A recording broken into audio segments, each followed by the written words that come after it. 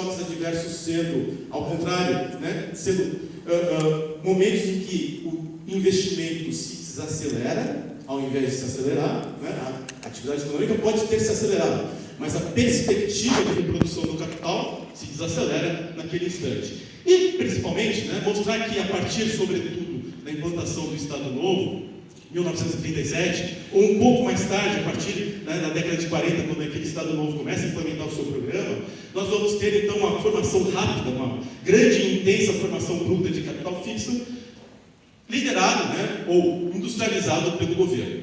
Eu acho que esse é um ponto importante, porque aqui nós vamos começar a ter, né, a década de 40, para uma série de coisas, ela representa uma década de pioneirismo. A gente tem a introdução pela primeira vez do imposto de renda na década de 40, ainda nos anos 30 a gente tem pela primeira vez medidas de política cambial, a gente tem pela primeira vez medidas de política creditícia no que diz respeito à esfera estatal, e, né, claro, produz um importante moto, né, uma importante força de desenvolvimento dentro do Brasil. O problema é que a gente talvez esteja pagando a conta nesse instante, né? A perspectiva do governo, ou a perspectiva de um setor público, de liderar a sociedade, de fazer com que a sociedade se desenvolva, ela deve ser eterna, né? Ontem, aqui à noite, para aqueles que estavam aqui, foi colocado que nós temos um compromisso com as futuras gerações. Esse talvez seja o melhor sentido, né, de nós entendermos que este tipo de desenvolvimento acaba nos prejudicando. Porque quando chega a década de 80, que o Adalber mostrava um gráfico assemelhado, nós vamos ter uma paralisia da formação bruta de capital fixo. Aqui estão valores constantes, né, valores de 1999, e o esgotamento que nós vemos na entrada da década de 80, ele é principalmente oriundo da ausência de financiamento. Claro, o investimento ele tem que ser feito a partir de capitais disponíveis, ele tem que ser feito a partir de impulso creditício, e quando chega-se ao início da década de 80, nós não temos o governo mais com capacidade de financiar esse desenvolvimento econômico, esgota-se na crise da dívida externa, nós não temos o orçamento privado disponível, nunca se estimulou a formação de poupança dentro da economia brasileira, a formação de poupança privada. Vejam vocês, né? O PAEG, por exemplo, é o primeiro plano econômico que vai dar importância ao mercado de capitais, vai tentar estimular o mercado de capitais, ou vai tentar estimular a formação de poupança a partir do mercado de capitais. E nós vamos também ter um drama, porque nós não vamos ter mais crédito externo. Nosso compromisso com os grandes juros da dívida, o nosso compromisso, talvez, até em 1987 com a moratória, acaba fechando esse mercado internacional para as nossas perspectivas. Nós, a partir dali, de 1980 em diante, nós vamos ter crescimento econômico esporádico. Nós vamos ter crescimento econômico quando o mercado externo é favorável ao Brasil. Isso acontece na estabilização do real, grandes aportes de investimento afluem para a economia brasileira, né, os investimentos diretos estrangeiros, no contexto da globalização econômica. Grandes investimentos também afluem para o Brasil na medida que ocorre um boom de commodities na primeira década do século XXI, mas são esporádicos, né, tem vida curta. Quando acaba, é mais uma dinâmica externa do que propriamente uma dinâmica interna. Não há financiamento privado, não há mecanismos para se fazer esse financiamento, não há financiamento externo, eles ocorrem em ondas, e não há financiamento público. O orçamento, não sendo inflacionário, né, ele acaba por proporcionar, então, uma ausência de crédito à formação bruta de capital fixo. Vejam vocês, né, que essa foi a principal enrascada, vamos colocar assim, que o setor público nos coloca. De 1943, grosso modo, até 1980, ele financia o desenvolvimento econômico. Mas ele financia o desenvolvimento econômico às custas das próximas gerações. Entre o processo inflacionário, que é um processo que, né, acaba afetando também a desigualdade de renda. Ontem aqui o Sérgio Gobetti mostrava os números a respeito da desigualdade de renda, que está perfeito no diagnóstico dele. Ele, porém, não aponta a solução e não aponta principalmente a causa. Nós tivemos uma intensificação da desigualdade de renda ao final dos governos militares, porque financiavam-se pela moeda. Isso começa lá em 1943, isso passa toda a década de 50, a construção de Brasília, e isso adentra o regime militar também.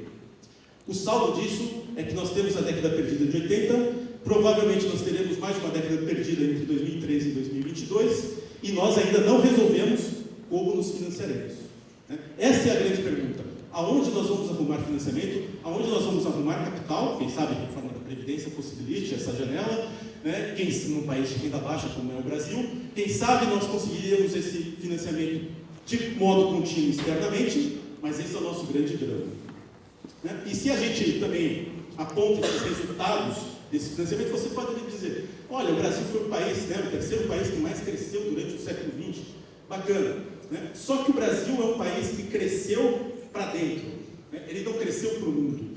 Tem aqui um dado do Banco Mundial, que são as exportações per capita.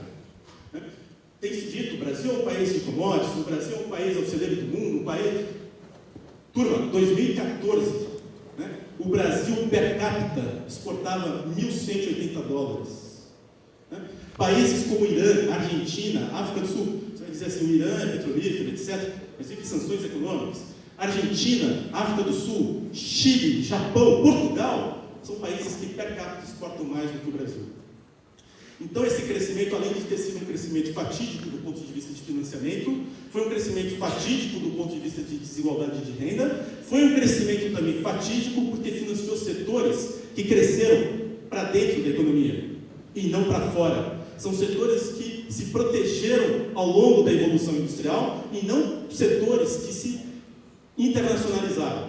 Quando a gente fala da expressão campeões nacionais, no Brasil a gente realmente produziu campeões nacionais no pleno sentido do termo. Eles nunca se internacionalizaram.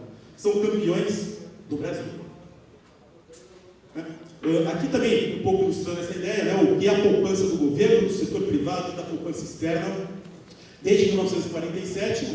Vejam como foi esse crescimento foi amplamente liderado pelo Estado, pelo setor público brasileiro, e nunca, e aí foi um erro talvez estratégico importante, nunca se financiou ou nunca se estimulou, provavelmente, a poupança, o financiamento através do setor privado.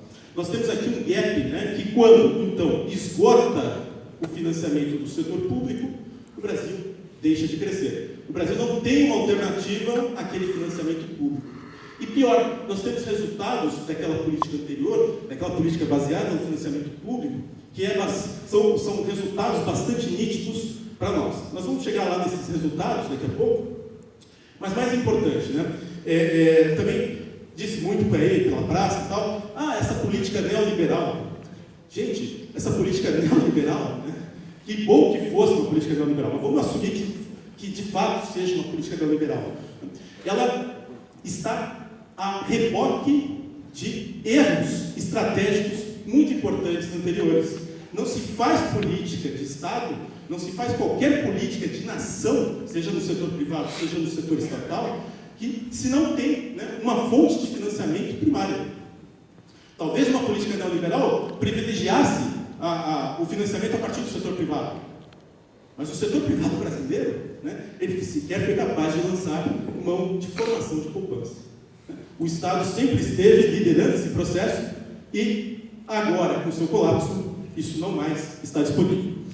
O Adalmir trouxe esse mesmo gráfico, e aí a beleza dos dados, é o gráfico de dispersão entre, exatamente o mesmo gráfico, entre renda per capita, aqui no eixo X, o Adalmir colocou no eixo Y, e participação do Estado na economia, o Adalmir colocou no eixo X, eu coloco aqui no eixo Y.